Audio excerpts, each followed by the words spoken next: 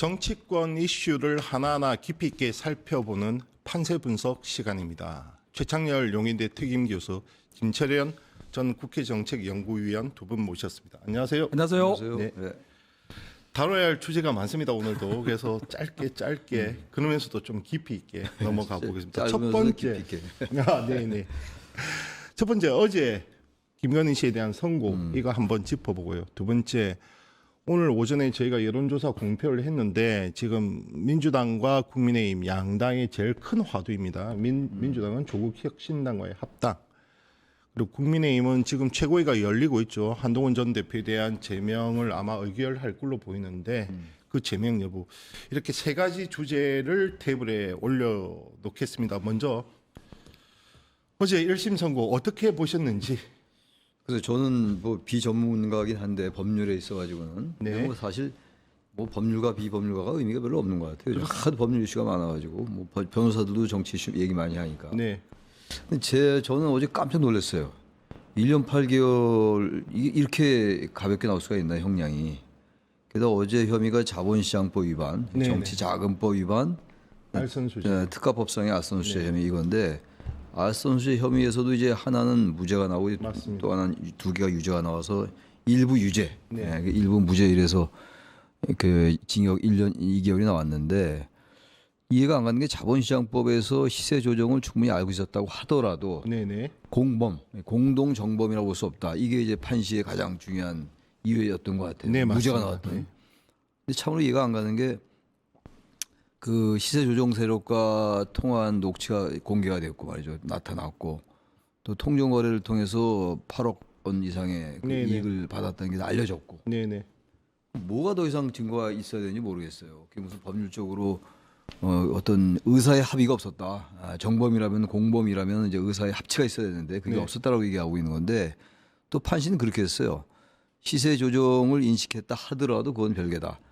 이런 얘기를 했고 또 하나가 굳이 이제 특검의 문제를 제기한다면 특검에서 공소장에 네네.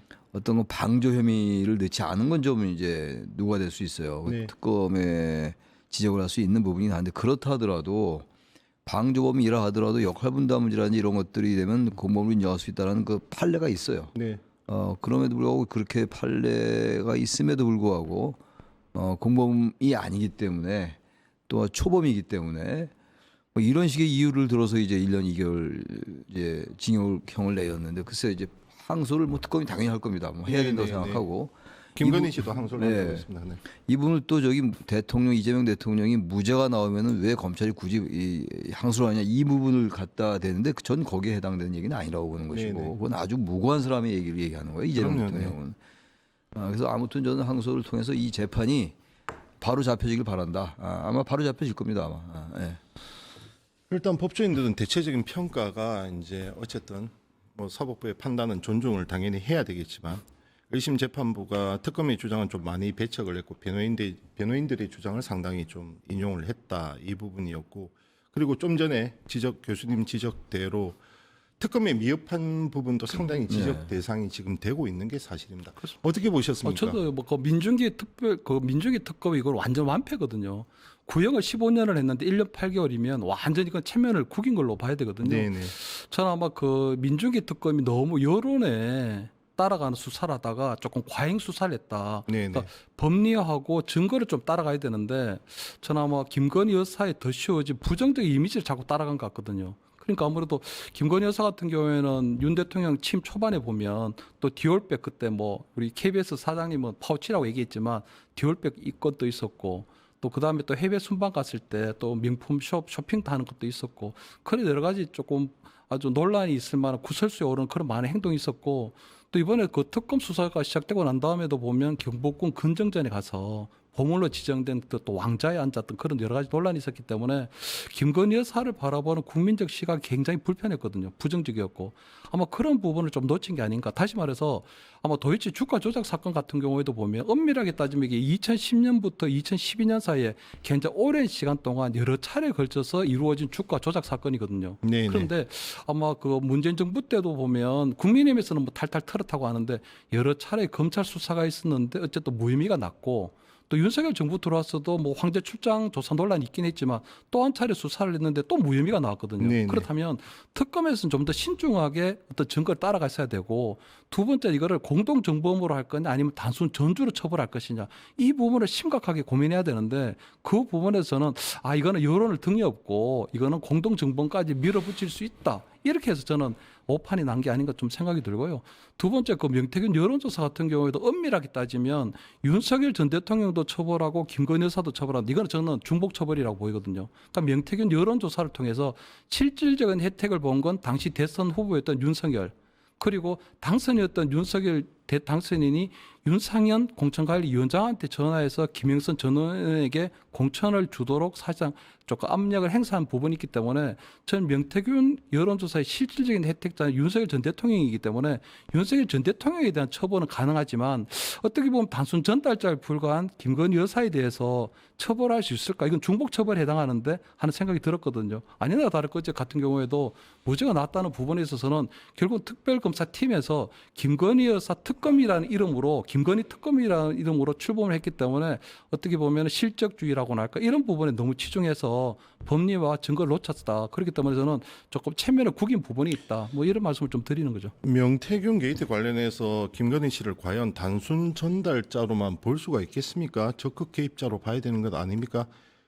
명태균 씨 같은 경우는 실제 윤석열 씨와의 통화보다 나중에는 김건희 씨와 상당 부분을 논의하고 의논하고 그리고 선생님이라고 부르면서 쫓아다녔고 그러한 것들이 겹쳐서 그 당시 대선 경선 때 여론조사 조작이란 것이 나왔고 그로 인해서 피해는 홍준표 당시 후보가 입었고 거기에 대한 대가가 이제 김영선 공천이었고 나머지 이제 지방선거 공천도 쭉쭉 이어졌단 말이죠.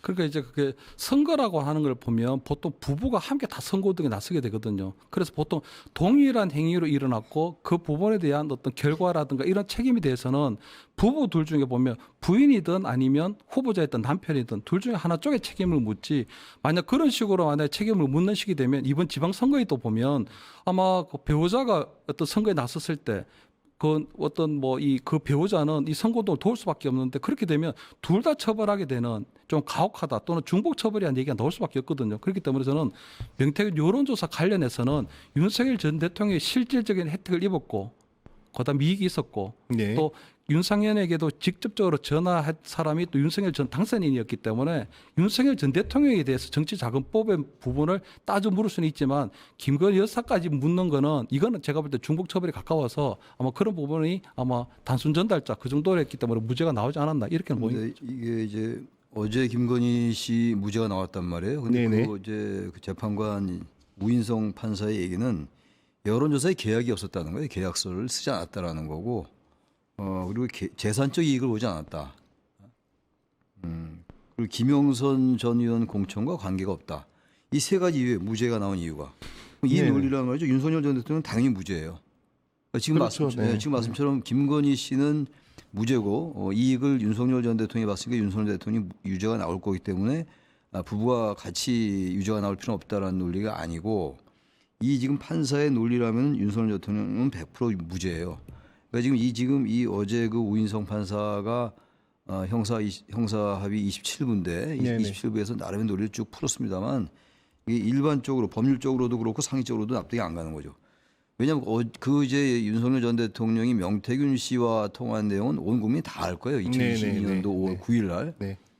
그 통화했던 내용은 그 당에서 말이 많네. 다 해주라고 그랬는데 김영선이 이게 뭡니까? 여론조사에 대한 무상의 대가로 이제 그렇게 봤다고 보는 거거든요. 근데 이거 이제 재산사 이익이 없다. 직접 돈을 받지 않았다라는 건데 그렇게 되면 여론조사를 다 해주고 돈 받지만 돈만 안 받으면 다 해줄 수 있다는 얘기예요. 또 하나 문제가 여론조사를 하고 난 다음에 그 부분을 지금 단순히 윤석열 부부를 위해서 한 여론조사가 아니라고 얘기하는데 이게 논리적으로 맞질 않아요.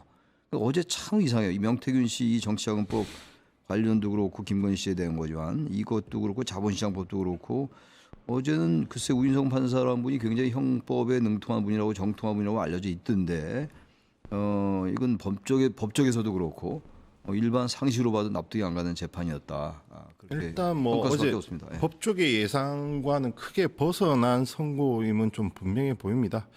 물론 1심이고 각각 서로 항소를 했으니 2심에서 또 다퉈봐야 될 문제 같고 다음 주제로 바로 넘어가 보겠습니다. 지금 이 시간에 아마 국민의힘 최고위원회가 열리고 있을 겁니다.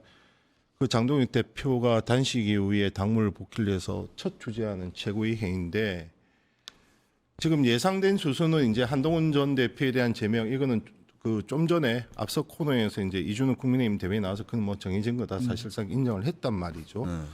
이 관련해서 저희가 여론조사를 실시를 했고 오늘 오전 6시에 공표를 했는데 일단 결과 먼저 한번 말씀드려 볼게요. 한동훈 제명 여부 국민 47.7% 제명해야 한다. 36.5% 제명해서는 안 된다. 잘 모르겠다. 15.8% 나왔고요. 그러면 국민의힘 지지층과 보수층은 어땠냐? 제명 여부에 대해서 찬성 62.5%, 반대 29.7%, 보수층 비슷합니다. 찬성 61.5, 반대 31.3. 자, 어떻게 봐야 됩니까?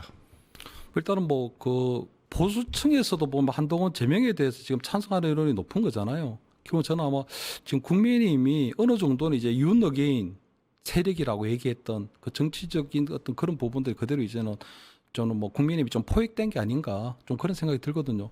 사실 뭐 한동훈 전 대표에 대해서는 단계 논란이 벌어졌을 때만 해도 한동훈 전 대표에 대한 어떤 뭐 이 처분이 조금 과하다. 이게 좀 잘못됐다는 얘기는 좀 있었는데 저는 아마 그거를 돌파해 나가는 과정에서 보면 이 장동혁 대표의 단식이 있었거든요. 이 단식이라고 하는 게 전체적인 당심의 흐름을 좀 바꾼 게 아닌가 하는 생각이 들어요. 왜냐하면 거기에 한동훈 전 대표가 끝내 모습을 드러내지 않았고 그런 부분들이 보통 우리 당원들이 볼 때는 이렇거든요. 그래도 뭐 제명은 제명이고 또 뭐 그 단식은 단식인데 끝까지 어떤 그런 인간적 도리를 하지 않았다는 부분이 있기 때문에 아마 최근에 실시된 여론조사에 보면 한동훈 전 대표에 대해서 어떤 제명 처분이 굉장히 비민주적이다. 국민의힘이 좀 잘못하고 있다는 여론이 높아야 되는데도 불구하고 아마 보수층이라도 이렇게서 높게 나왔다는 거는 아마 단식이 전체적인 흐름을 좀 바꾼 건 아닌가 저는 그렇게 뭐 얘기를 합니다. 저도 그 점이 주목되는데 그러니까 국민의힘 지지층하고 보수층은 저도 제명 쪽으로 좀 기울 걸로 봤는데 그렇다면 한동훈 전 대표 입장에서는 국민 여론 자기를 좀 뒷받침을 해줘야 되는데 국민 여론 역시 좀 오차범위 밖이에요. 47.7이 제명해야 된다.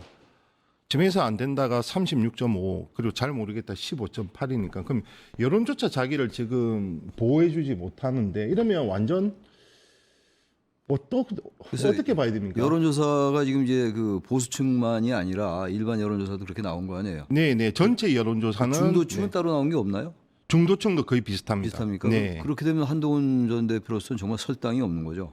그러니까 이 지금 당원 게시판 논란이 워낙 오래 지속이 됐고 그렇게 보는 것 같아요. 이게 뭐 당위적으로 옳고 그름의 차원에서 한동훈을 제명해야 된다는 차원보다 이미 지금 국민의힘 내부의 상황이 장동혁 대표와 한동훈 전 대표와의 관계가 회복이 불능하다. 회복이 네네. 불가능하고 저 정도의 지향이 다르고 말이죠. 특히 이제 내란 사건에 대해서도 전혀 생각이 다르단 말이에요. 장동혁 대표와 한동훈 전 대표의 생각이 다르고 이렇게 되면 차라리 헤어지는 게 낫다. 아마 그런 차원에서 제명 쪽에 더 많이 나온 게 아닌가 생각도 들어요. 설문 좀 봐야 될 텐데 어떻게 진행인가에 따라 다르게 나올 수 있는데 일반에서는 어쨌든 한동훈 전 대표를 제명하는 게 국민의힘에게 바람직하지 않다. 선거의 어떤 유불리 측면도 그렇고 그렇게 보는 게 저는 일반적이라고 보는데 지금 생각보다 지금 이 자체의 수치만 볼 때는 좀 의외이거든요. 지금 말씀하신 것처럼. 질문은 바이스를 제거해서 질문을 제가 한번 읽어드리겠습니다. 선생님께서는 국민의힘이 한동훈 전 대표를 제명해야 한다고 보십니까? 제명해서는 안 된다고 보십니까? 그리고 보기 또한 순환하면서 드렸어요. 보기는 순환해서 드리겠습니다 해서 1번 제명해야 된다면 1번 뭐 이런 식으로 물었단 말이죠. 그래서 보기 저 문항에는 바이스가 없다는 점 다시 말씀드리고 그러면 이러면 여론적 뒷받침도 지금 취약해졌단 말이죠. 어제는 이제 닭의 목을 비틀어도 새벽은 온다. YS 말에 빗대어서 좀 투사적 의미 또는 저항적 의미, 뭐 민주화까지 이제 여기에 대해서는 또 갑론을박이 있었지만, 그럼 지금 한동훈 전 대표가 선택할 수 있는 카드는 무엇이 있습니까? 제명이야 사실상 확정됐다고 보고. 한 전 대표가 닭의 모가지 비틀어도 새벽이 온다라는 말을 할 정도 말이죠. 자기 몸을 던져야 돼요. 그때 이제 민주화 투쟁을 하면서 그때는 그 거학이라는 그 당시 박정희 정권에 대항했던 그 김영삼 전 대통령의 말이 이게 지금하고 당시 김영삼 신민당 총재죠. 네네, 신민당 말하고 총재였습니다.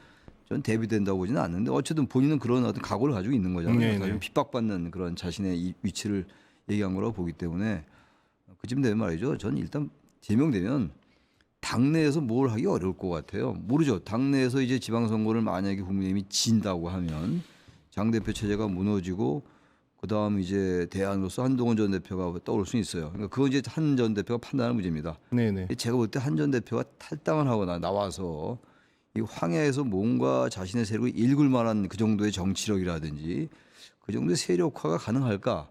저는 좀 회의적이에요. 저는 기본적으로 한동훈 전 대표 생각에 많이 동의하는 편입니다. 계엄에 대한 생각이라든지 탄핵에 대한 생각 이런 것들은 그럼 지금 선택할 수 있는 카드는 무엇이 있다 보십니까? 당내에 있을 것 같아요. 아니 제명을 제명 당하게 때는 되면 나와야 되잖아요. 나오는데 본인이 제명을 당하니까 나옴을 당하는 거죠. 맞아요. 제명을 당한 거니까. 제명을 당한 예. 지방선거에 무소속 출마하거나 아니면 이번 지방선거를 건너뛰거나 그 선택지 외에는 없다. 그거 말고는 이제 세력화하는 수밖에 없어요. 당을 창당한다든지. 근데 창당할 만한 그런 정치적 자원이 있느냐 이런 얘기예요. 지금 의원들이 탈당을 만약 할 때 탈당 뭐 제명된 거 나오는 건데 의원들이 총선이라면 모르겠는데 또 네. 지방선거라서 지방선거인데 따라 나오겠어요. 네. 그럼 비례대표 의원들이 많아요. 네. 한동훈 전 대표는 정말 자기 자신을 사직생의 각오로 나오지 않으면 지금 어려울 것 같아요. 한동훈 전 대표가 보여준 여러 가지 정치적인 행동이나 행태나 리더십의 유형으로 볼 때 그러니까 그 사직생의 각오를 할 수 있는 할 게 수 있는 상황이 아니다. 이게. 그러니까 무엇이 있습니까? 무소속으로 출마해서 떨어지더라도 출마하는 거죠. 먼저 보수 지역에 출마한다든지, 뭐 대구에 출마한다든지 하다못해 뭐 재보궐 선거에 나가서 그냥 떨어질 각오를 하고 나가는 거예요. 그 수밖에 없어요. 정면 승부를 한다. 대구에 만약에 저기 국민의힘 공천을 안 받고 나가면 100% 떨어지겠죠. 하다못해 꼭 그렇게 하라는 얘기가 아니라 거기에 버금갈 정도의 국민들에게 감동을 주는 뭔가가 있어야 되는데 지금으로서는 별로 뾰족한 길이 안 보여요. 홍준표 전 시장 무소속으로 되었습니다. 그렇게 됐죠. 그리고 과거에 이해찬 전 총리 이 20대 총선 때 김정인 김정인, 비대위원장에게 저기 공천 배제되고 무소속 살아왔잖아요. 그렇죠. 세종시에서 하기 나름이에요. 살아왔었죠. 근데 그걸 해낼 수 있냐 문제입니다 지금. 예. 근데 지금 제가 얼마 전까지만 해도 네. 단식 전에는 대구에서 무소속하는 방안을 제가 주창을 많이 했거든요. 근데 단식 이후에 바뀌었어요. 이젠 대구 민심이 한동훈 전 대표가 단식 현장을 찾아가지 않은 이후로 민심이나 이런 게 바뀌었거든요. 네네. 지금 까딱 대구에서 무소속 출마하다 보면요. 대구 민심을 핫바지로 하냐. 대구 사람들이 제일 싫어하는 게 핫바지라는 소리인데 그렇게 되기 때문에 완전히 끝나버려요. 지금 당장 한동훈 전 대표 제명을 당하면 당장 수는 보이잖아요. 좀 깝깝해. 하지만 저는 이게 한동훈 전 대표에게는 위기이자 저는 기회라고 보거든요. 그 위기이자 기회라고 하는 부분이 뭐냐. 이제는 윤석열이 씌워준 그 정치적 후광 껍데기로부터 이제 벗어날 수 있는 거예요. 네네. 그러니까 한동훈이 정치를 시작하게 된 건 윤석열 전 대통령이 법무부 장관을 시켜주고 비대위원장을 시켜주고 어느 정도 그 정치적 기반이 만들어졌기 때문에 네. 윤석열로부터 받은 정치적 유산이 있었는데 네. 이제 윤석열이 1호 당원이었던 국민의힘하고 이제 정치적으로 결연하는 순간이 온 거잖아요. 그렇기 때문에 저는 새롭게 이제 한동훈의 정치를 시작할 수 있는 시간이 왔다고 보이거든요. 다만 저는 한동훈 전 대표가 지금부터 조금 잘 고민해야 되는 건 아마 이제 정치를 그만두게 되니까 내가 잊혀지지 않을까? 조금 조급해지기도 하고 평정심을 잃어버릴 수도 있는데 이럴 때 저는 이제 큰 정치인이 어떤 스탠스 가진 게 중요하다고 보이거든요. YS 그 다큐멘터리 가서 뭐 닭의 모가지를 비틀어도 새벽에 나온다 그따위 소리 듣지 말고 네네. YS가 얘기했던 가장 큰 거는 대도무문이었거든요. 네네네. 대도무문이었다는 큰 정치를 얘기했고 두 번째는 전두환 노태우 정권하고 맞서 싸우면서 군부 독재 타도만 내쳤거든요. 그러니까 아주 선명한 메시지였거든요. 그렇기 때문에 저는 한동훈 대표가 YS의 정치인 중에 무엇을 비워야 될 것인가 하는 것 좀 생각을 해야 된다고 생각하고 저는 한동훈 전 대표가 지금 제일 조심해야 되는 게 뭐냐. 이준석으로부터 권력을 전화해요. 이준석으로 불러오는 전화를 절대로 받거나 또는 만나면 안 된다. 이 말은 꼭 드리고 싶죠. 왜냐하면 지금 아마 그동안 그전에 전 대표였거나 또는 국민의힘이 대표였을 때 이준석을 만나는 것과 네네. 지금 제명당하고 난 이후에 이준석을 만나는 건요. 완전히 차원이 틀려지거든요. 만약에 지금 막 이준석이 한동훈을 만나자고 해서 만났다. 그러면 이준석 같은 경우에는 완전히 이제 국민의힘으로부터 제명당한 한동훈을 마치 포용해 주는 꼴이 되고 한동훈 전 대표는 국민의힘 제명당하고 난 다음에 개혁신당에 뭐 이준석 후보로 들어가는 것처럼 이런 모양이 비춰지기 때문에 만약에 한동훈이 앞으로 대선을 꿈꾼다면 네. 큰 정치인의 자세를 어떻게 가져가는 게 중요한 게 굉장히 중요한데 그 과정에서 이준석의 전화를 받으면 안 되고 만나면 안 된다. 이준석의 개혁신당하고는 앞으로 이제 총선 때까지 가면서 이제 공생적 연대로 가야 되거든요. 네네. 물론 이준석 보면 과거에 이낙연 전 총리하고도 낙석 연대를 해가지고 쓰다 버린 케이스가 있는데 그건 굉장히 조심하면서 저는 한동훈 전 대표의 답은 결국은 총선까지 결국은 조금 긴 호흡으로 갈 수밖에 없고 그 과정에서 개혁신당 이준석 대표하고는 공생적 연대로 서로 어떻게 서로 정치적으로 활용하고 라이벌 구도를 만들어 가느냐 이런 것들에 이제 조금 천착해야 되지 않을까 저는 이렇게 보이는 거죠. 지금 무소속 지방선거 따지다가는요 그냥 정치 끝납니다. 제가 봐도 이 한동훈 전 대표가 조금 자신이 잊혀지는 거를 감수해야 될 것 같아요. 그게 쉽지가 않죠. 예. 근데 지금 이게 이런 식으로 하면 말이죠. 국민의힘이 지방선거에서 이기기 어려워요. 이기기 네, 네. 어려운 정도가 아니라 대패할 겁니다. 대패할 겁니다. 네. 2018년도 지방선거보다 더 질 수도 있어요. 그때 대구, 경북 두 개만 이제 얻었는데 그렇게 되면 한동훈을 찾을 수밖에 없다고요. 국민의힘에 무슨 자산이 있나요? 지금 장동혁 대표를 비롯한 이 극우 세력 연대인데 어떻게 보면 말이죠. 윤호개인 세력, 부정선거론 이런 것들을 그렇게 계속 가지고 가는 거거든요. 친 다음에 한동훈 전 대표의 그 효용이 있겠죠. 조금 잊혀지는 걸 감수하면서 내공을 쌓는 게 전 맞는 것 같아요. 지금 무소속도 나오고 또 다시 계속 정치권에서 하면 한동훈 전 대표가 갖는 정치적 자산이 많이 드러나 있는데 더 이상 플러스 할 게 없어요 지금. 네네. 그래서 뭔가 좀 이렇게 잊혀지면서 한동훈 전 대표, 한동훈이 어디 갔나 하고 찾을 때까지 기다릴 필요가 좀 있어요. 그리고 난 다음에 또 우리 정치는 계속 변하기 때문에 정치 생물이고 아마 공간이 생길 겁니다. 좀 그런 정도의 그게 내공인 거거든요. 저기 한 말씀 보태고 싶은 게 그냥 잊혀지는 거거든요. 그냥 잊혀지기 때문에. 근데 저는 국민의힘이 아무리 어려지더라도 지방선거 끝나고 난 이후에 어려지더라도 한동훈을 찾을 일은 없다. 왜냐하면 지금 이번에 한동훈을 제명시키는 결정을 내리게 된 건요. 결국 지방선거의 결과에 따라서 당동혁 체제가 무너지게 될 텐데 그때 조금이라도 한동훈이 당대표가 되는 차기 당권을 가져가는 거는 완전히 봉쇄해버리겠다는 의미가 있는 거거든요. 아마 이번에 아마 이 한동훈 이번에 제명되고 나면 두 번째 누가 되는 다음에는 오세훈 서울시장이 될 거예요 아마. 오세훈 시장이 만약에 이번 선거에서 유의미한 결과가 못 나오고 낙선하게 된다면 또 차기 당권에 도전하게 될 텐데 그것조차도 장동혁 체제 또는 장동혁 이 시즌 2에 대한 위협이 된다면 오세훈도 마찬가지로 한동훈 시즌 2가 될 가능성이 높다고 보이거든요. 결국 뭐냐 국민의힘 안에서 한동훈이 이제 더 이상 역할은 전혀 없는 거예요. 그렇다면 한동훈이 앞으로 가야 되는 부분이 이제 새로운 보수당을 만들기 위한 그런 좀 시도가 좀 이루어져야 된다고 보이거든요. 다만 잊혀지는 것들은 굉장히 두려운데 아마 2월 8일인가 이제 한 2만여 명 이제 잠실 실내체육관에서 북호 선언을 한다고 하니까 그때 전 나름대로 아마 최대한 어떤 정치 세력을 좀 과시하고 저는 아마 전국 투어도 좋고 여러 가지 형태로 국민들의 계속 잊혀지지 않은 노력들 그리고 정치적 존재가 한번 가져갈 필요가 있다.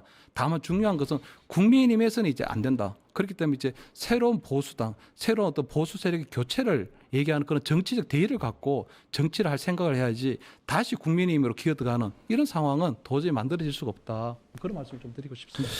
민주당으로 한번 넘어가 보겠습니다. 민주당 지금 조국 혁신당과의 합당 문제를 놓고 당내 파열음이 나오고 있는데 지금 이해찬 전 총리 애도 기간이어서 지금 다들 좀 입을 좀 말을 아끼고 있는 상황이지만 애도 기간이 끝나면 또다시 재점화될 것이 뻔합니다. 여기에 김인석 전 총리가 이제 김어준 씨가 운영하는 여론조사 꽃이었죠. 거기에서 서울시장 후보에 넣어서 상당히 금도를 넘었었다. 뭐 직접적인 발언까지 하면서 그럼에도 불구하고 또 다른 유튜브에 출연해서는 당 대표 전당대회 도전에 대해서는 상당한 가능성을 열어뒀단 말이죠. 그러면 8월 전대 지금 전초전도 시작했다. 지금 이렇게 보이는데 일단 김민석 총리 그 발언 영상 보고 이야기 이어나가겠습니다. 민주당의 당대표라는 건 저희 같은 사람한테는 그 역사에 이름을 올린다는 건 자랑스러운 일이죠. 그렇기 때문에 당연히 그런 로망이 있죠. 이렇게 당을 이런 방향으로 가도록 하는데 역할을 했으면 좋겠다는 생각이 있죠. 그날 그런 방식으로 발표될 거다 하는 거는 몰랐습니다. 그런 어떤 추진 방식이라든가 시기가 잘 실제로 그 결과를 만들어내는 것이었나 여러 의견이 현재 있는 상태인 거죠. 자, 여기에 제가 여론조사 결과 하나를 또 얹힐 테니까 같이 한번 얘기를 해보죠. 저희가 물었습니다. 민주당과 조국 혁신당 합당에 대해서 찬성과 반대. 일단 국민 여론은 찬성이 40.7, 반대가 36 나왔고요. 잘 모르겠다면서 입장을 유보한 쪽이 좀 컸습니다. 23.3이 나왔습니다. 그러니까 찬성과 반대가 팽팽한 거죠. 팽팽한데 이제 민주당 지지층에게만 따로 물어보니 찬성이 66.7. 그런데 과반은 넘었지만 압도적이라 할 수가 있느냐. 반대가 21.9 이렇게 나왔습니다. 자, 이 김민석 총리의 8월 전대 출마와 그다음에 이러한 합당, 정청래 대표와의 대결 이런 모든 것들이 지금 같이 얽혀 있는 거거든요. 어떻게 봐야 될까요? 이게 이제 합당을 이 정청래 대표가 지난 22일 날 전격 제안했어요. 그리고 그 전날 조국 대표와 만났다는 건데 아주 크게 이제 큰 흐름으로 볼 때는 이게 지금 6월 지방선거용이냐 이 이제 합당이 말이죠. 네. 정 대표 입장에서 볼 때 아니면 8월 당 대표 연임에 필요한 거냐. 네. 뭐 두 개 다 있겠죠. 네. 근데 저는 후자 두개다 쪽이 더 있겠죠. 강할 거예요. 지금 조국 혁신당이 아니라 하더라도 민주당이 이길 확률이 대단히 높아요. 국민의힘에게. 압도적으로 이길 겁니다. 아마 이제 호남에서 뭐 조국 혁신당이 뭐 기초단체장 몇 개를 가져갈 수 있다 하더라도 그때 전남 담양군수를 조국 혁신당이 가져갔잖아요. 네네네. 그렇다 하더라도 지금 이게 지금 선거를 앞두고 어떤 선거 승리를 위해서 합당한다. 우리 대한민국 일반 정치공학적인 정치 문법으로 볼 때 그건 좀 아닌 것 같아요. 제가. 네네. 조국 혁신당하고 합당을 하면 아무래도 조국 혁신당의 지지 성향 자체가 이 강한 당원들이 이제 유입이 되는 것이고 그렇게 된다면 정청래 대표의 당 대표 연임에 상당히 도움이 될 거라는 생각을 할 것 같고 네네. 조국 대표는 조국 대표대로 만약에 합당이 되면 자신이 이 지방선거에서 재보궐선거 등을 통해서 중앙으로 입성할 기회가 상당히 높아질 것이다라는 판단을 해서 두 사람이 이해가 일치했다고 좀 봐요. 네네. 그게 기본 동력이다. 이 합당의 네네. 동력이고 단 여기에 대한 이제 리스크 요인이라는 게 그렇게 돼서 이제 지방선거에서 그러면 어떻게 될 것이냐 표 분산 효과를 방지할 수 있겠죠. 근데 그것보다는 또 이런 게 있어요. 리스크가 중도층 지금 어쨌든 민주당이나 청와대 이쪽은 중도로 뭔가 자꾸 확장을 하는 건데 조국 혁신당은 아무래도 굉장히 강성 진보예요. 민주당보다 조금 왼쪽에 와 있다고 여러 가지 이슈들을 네, 보는 말이에요. 네. 그렇다면 민주당이 지향하는 그리고 청와대 이재명 대통령이 지향하는 그 보수의 확장 이것과는 좀 거리가 있어요. 그렇게 된다면 중도층의 이탈도 우리가 좀 생각을 해야 되거든요. 근데 그럼에도 불구하고 지금 이 여론조사만을 본다면 전체 여론조사가 찬성이 높긴 높아요. 근데 이게 오차범위 내기 때문에 그러니까 이 정도 동력은 기대했던 것보다 상당히 낮을 거란 말이죠. 정청래 대표나 조국 대표 입장에서는. 그럼 이 정도 동력으로 합당까지 과연 이어질 수 있을까? 지금 당내 반발도 만만치 않은 상황에서. 그다음에 방금 말씀하셨던 것처럼 8월 전대까지 얽혀 있다는 거죠. 아니 그러니까 지금 저는 이 부분에 저는 이재명 대통령이 오케이를 했기 때문에 지금 합당 제안이 나가는 걸로 보이거든요. 다만 저는 합당에 대한 거부감이 좀 생기는 것 또는 당내 반발이 좀 생기는 거는 결국 정청래 대표가 조금 뜬금포를 쏜 거거든요. 그러니까 나름대로 당원들이라든가 최고위원들에게 나름대로 어떤 합당에 대한 좀 자락을 깔고 시작이 된 게 아니고 갑자기 어느 날 합당자를 뚝 던져버리니 지난번에 당원 1인 1표제가 있고 난 이후에 그때도 연임을 위한 어떤 그런 시도다 이렇게 있었는데 이번에도 합당도 마찬가지로 그런 식으로 조금 색안경을 끼고 있는 부분이 있어서 그렇다고 보이는데 네네. 다만 저는 이번 합당에 대한 논의 이재명 대통령 그리고 정청래 대표 그리고 조국 대표 이 세 분이 저는 나름대로 공감대가 형성됐다고 보이거든요. 근데 이렇게 만약에 합당이 진행이 되면 가장 위험한 승부사가 되는 건 정청래 대표예요. 저는 이것을 자꾸 정청래 대표 연임을 위한 거라고 얘기하는데 정청래 대표 같은 경우는 이번 지방선거에서 만약에 부산이나 울산, 경남에서 단 한 석이라도 지게 되면 저는 정청래 대표의 연임에 말간불이 켜진다고 보이거든요. 그렇기 때문에 만약에 본인이 이번 지방선거에서 부울경에서 한 석이라도 지게 되면 연임에 빨간불이 켜지게 되면 조국 대표가 들어오게 됐을 경우에 불경에서 한 석이라도 지면 한 석이라도 지면 무조건 이거는 이재명 대통령에게도 치명적이고 그 정청래 대표 같은 경우도 연임에 무조건 빨간불이 켜져요. 왜냐하면 박근혜 대통령 탄핵됐을 때 2018년도에 대구 경북을 빼고 다 이겼는데 그럼 이번에 그랬었죠. 비상기형과 탄핵을 거쳤는데도 불구하고 불경에서 한 석을 뺏겼다? 이렇게 되면 이 지방선거는 진 거나 마찬가지죠.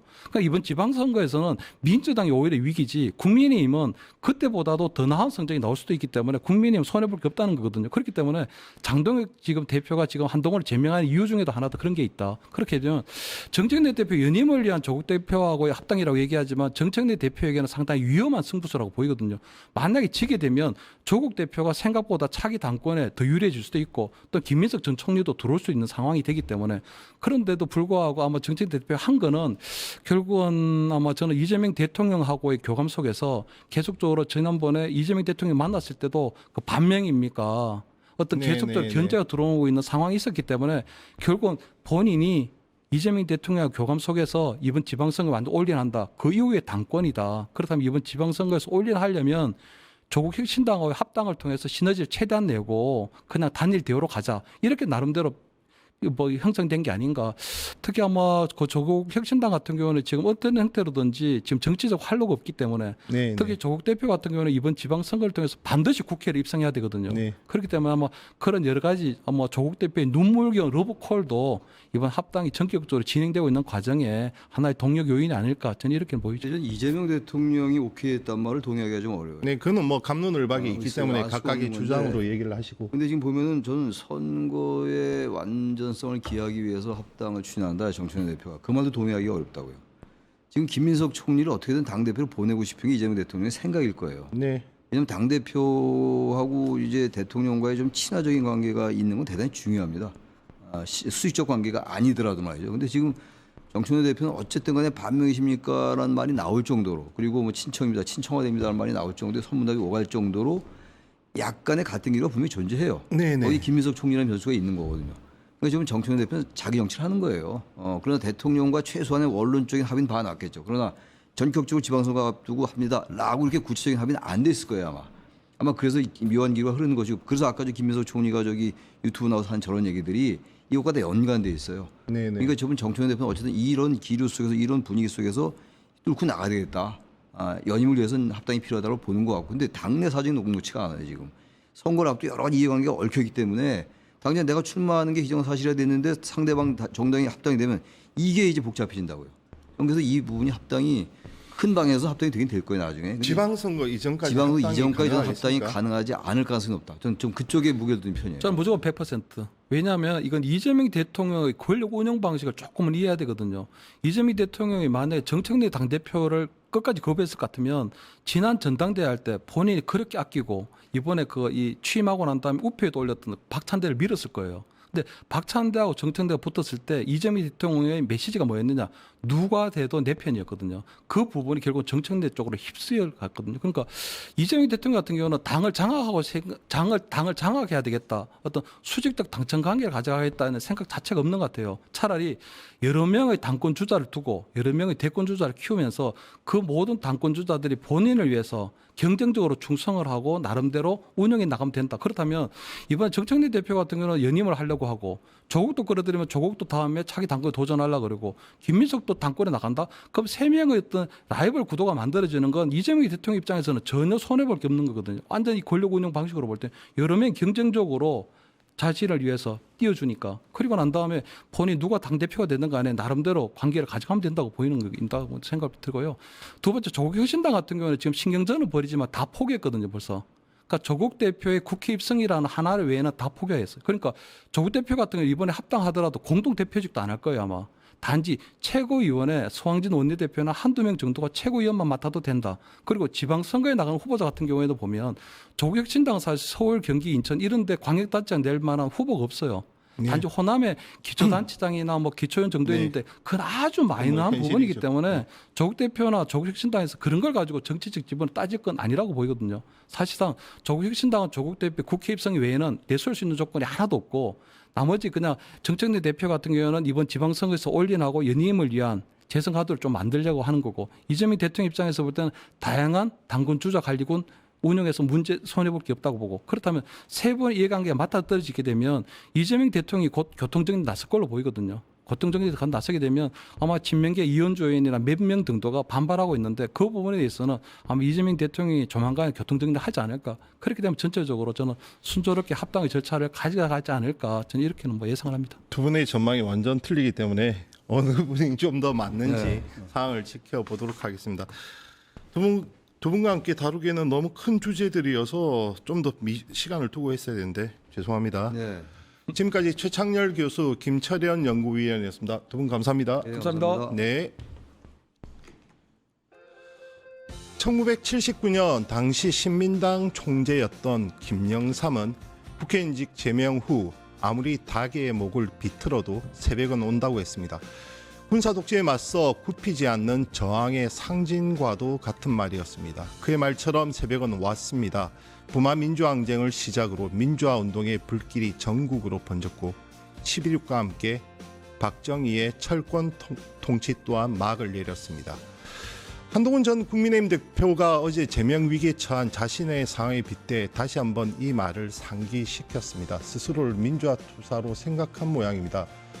과연 YS처럼 저항의 불길을 지필 수 있을까요? 한번 지켜보겠습니다. 이 물음을 끝으로 오늘 뉴인사 물러가겠습니다. 저희는 내일 오전 7시 50분 다시 돌아오겠습니다. 감사합니다.